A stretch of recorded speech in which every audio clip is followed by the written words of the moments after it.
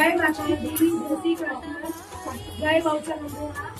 આજે અમે બધી સખીઓને સારી બોલી છે એ બહુચર માની કૃપાથી કોઈ એનાથી લે છે જેમના દ્વારા અમને મળેલી છે.